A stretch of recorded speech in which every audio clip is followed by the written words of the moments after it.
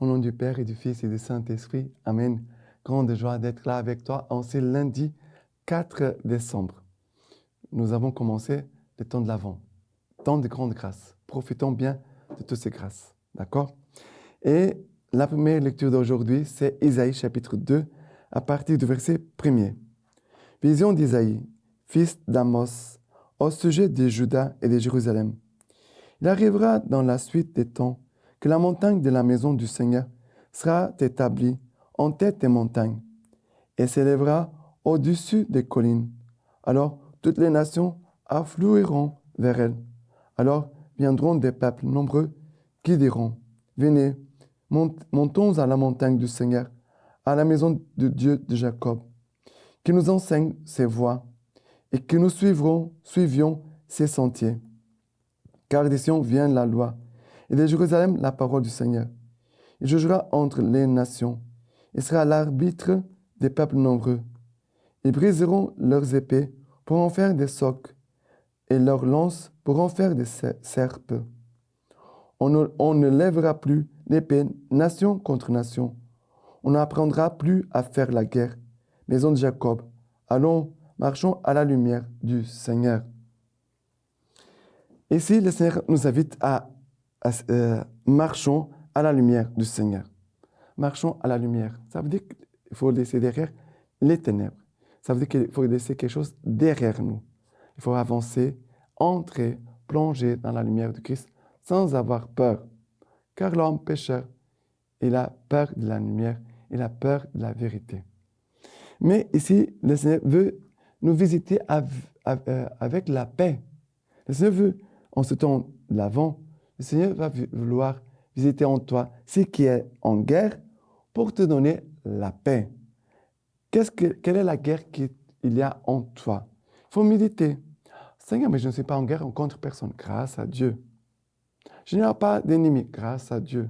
Mais est-ce qu'à l'intérieur de toi, dans ton histoire, de tout ce que tu as vécu jusqu'à aujourd'hui, tout est en paix? Toutes les choses en toi sont en paix? Parce qu'il faut faire attention. Voilà des choses que j'ai vécues quand j'étais enfant, avec ma famille, mes parents, mes frères et sœurs, voilà, les amis. Il faut faire mémoire pour voir si tout est en paix. Est-ce que vraiment il a la paix? S'il y a, Dieu merci. Mais ici, le Seigneur dit qu'ils briseront leurs épées pour en faire des socs et leurs lances pour en faire des serpes. On ne lèvera plus l'épée nation contre nation. On n'apprendra plus à faire la guerre. Voilà ce que le Seigneur veut que nous, on se débarrasse. Ça veut dire qu'il faut jeter dehors tout ce qui sont nos armes. Et souvent, il y a des gens qui portent en eux des armes pour se défendre. Ah, c'est un jour, telle personne va me dire telle chose, je vais lui dire ça. Il y a comme des accusations que nous pouvons porter en nous contre les autres. Et s'il y a une accusation, ça veut dire qu'il y a une guerre. Parce que je t'accuse, parce que tu as fait telle chose, je n'ai pas aimé ce que tu as dit, je n'ai pas aimé ce que tu as fait. Alors, il y a quand même une guerre. Même si elle est petite, elle s'appelle une guerre. Et le Seigneur veut mettre fin à toutes les guerres, toutes les accusations, tout ce qui n'est pas en paix, qui n'est pas résoudre au-dedans de nous. Le Seigneur veut vraiment qu'on jette dehors, qu'on jette loin de nous tout ce que nous avons utilisé pour faire la guerre. Maintenant, le Seigneur veut transformer toutes ces choses en bien, en grâce, en bien, pour faire du bien aux autres. Si j'ai utilisé ma langue pour dire du mal, le Seigneur veut me bénir pour transformer ma langue dans une langue qui bénit, qui dit du bien, qui proclame des bonnes paroles, non pas de mauvaises paroles. D'accord? Voilà ce que le Seigneur veut faire en nous. Le psaume d'aujourd'hui, c'est le psaume 122, à partir du verset 1. Quelle joie quand on m'a dit, allons à la maison du Seigneur. Enfin, nos pieds s'arrêtent dans tes portes, Jérusalem. Jérusalem bâtie comme une ville, où tout ensemble fait corps, là où montent les tribus du Seigneur. Et pour Israël, une raison de rendre grâce au nom du Seigneur, car ils sont là les sièges du jugement, les sièges de la maison de David. Appelez la paix sur Jérusalem, qu'ils soient paisibles ceux qui t'aiment. Advienne la paix dans tes murs, qu'ils soient paisibles tes palais. Pour l'amour de mes frères et de mes amis, laisse-moi dire paix sur toi. Pour l'amour de la maison du Seigneur notre Dieu, je prie pour ton bonheur. Alors, et ici, ce psaume il est rempli de paix. Verset 6. Appelez la paix sur Jérusalem. Appelle la paix sur telle personne. Que soient paisibles ceux qui t'aiment. Là. C'est une parole de bénédiction. Advienne la paix dans tes murs, dans ton intérieur, dans ton cœur, dans ton âme. Que soient paisibles tes palais, voilà, où tu habites, où tu es. Que tout se passe en paix. Et après, pour l'amour de mes frères et de mes amis, laisse-moi dire paix sur toi. Voilà, paix sur toi, paix sur toi, paix sur toi. Voilà quelle grâce de recevoir la paix et devenir un instrument du Père aussi pour les autres. Communiquer la paix. D'accord? Et l'évangile d'aujourd'hui, c'est Matthieu chapitre 8, à partir du verset 5. Comme il était entré dans Capharnaüm, un centurion s'approcha de lui en lui suppliant. « Seigneur, dit-il, mon enfant gît dans ma maison, atteint de paralysie et souffrant atrocement. » Il lui dit, « Je vais aller le guérir. » « Seigneur, reprit le centurion, je ne mérite pas que tu entres sous mon toit, mais dis seulement un mot, et mon enfant sera guéri. Car moi, qui ne suis qu'un subalterne, j'ai sous moi des soldats, et je dis à l'un, va, et il va, et à un autre, viens, et il vient, et à mon serviteur, fais ceci, et il le fait. Entendant cela, Jésus fut dans l'admiration, et dit à ceux qui les suivaient, en vérité, je vous l'ai dit, chez personne je n'ai trouvé une telle foi en Israël.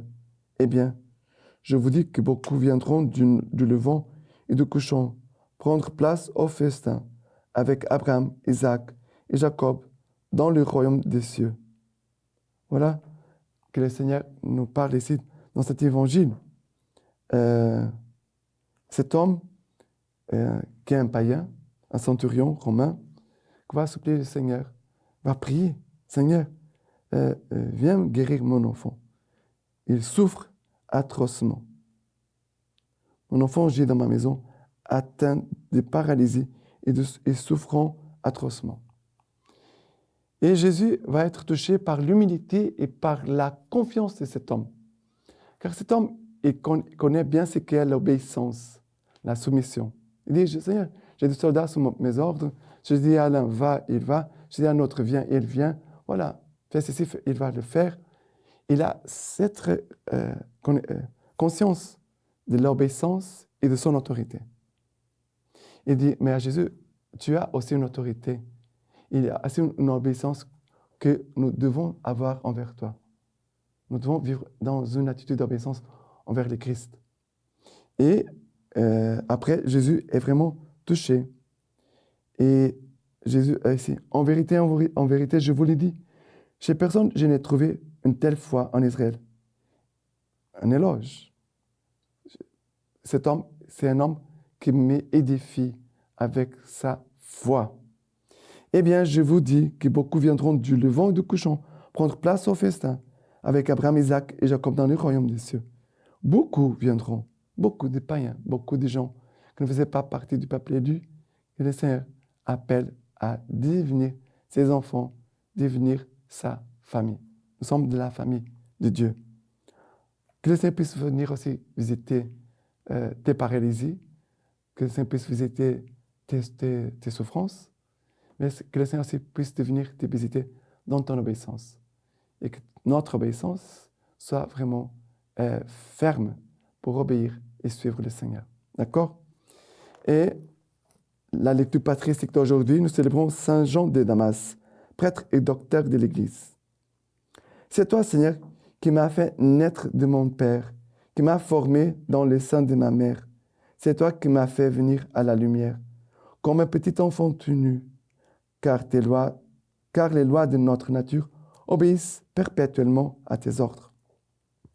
C'est toi qui as préparé par la bénédiction de l'Esprit Saint ma création et mon existence, non par la volonté de l'homme ou les désirs de la chair, mais par ta grâce indicible.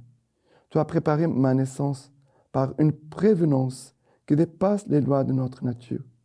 Tu m'as fait venir à la lumière en m'adoptant pour ton Fils. Tu m'as inscrit parmi les membres de ton Église sainte immaculée. C'est toi qui m'as nourri du lait spirituel, c'est-à-dire du lait de tes paroles divines. C'est toi qui m'as fortifié par un aliment solide, le corps de Jésus-Christ notre Seigneur, ton Fils unique, le très saint, et tu m'as enivré de la coupe divine, c'est-à-dire la coupe de son sang, qui fait vivre et qu'il a répandu pour le salut du monde entier. Maintenant, je vous laisse la bénédiction par les mains toutes pures de la Vierge Marie. Dieu Tout-Puissant vous bénisse et vous garde, le Père, le Fils et le Saint-Esprit. Amen.